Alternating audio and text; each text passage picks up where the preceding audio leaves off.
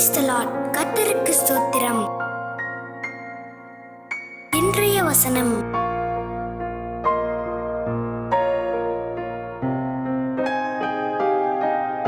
ரோமர் 12:9 முதல் 12 வசனங்கள்.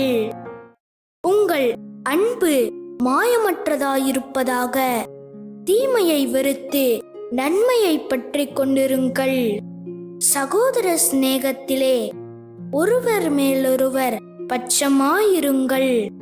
கனம் பண்ணுகிறதிலே ஒருவருக்கொருவர் முந்திக் கொள்ளுங்கள். அசதியாயிராமல் ஜாக்கிரதையாயிருங்கள். ஆவியிலே அனலாயிருங்கள்.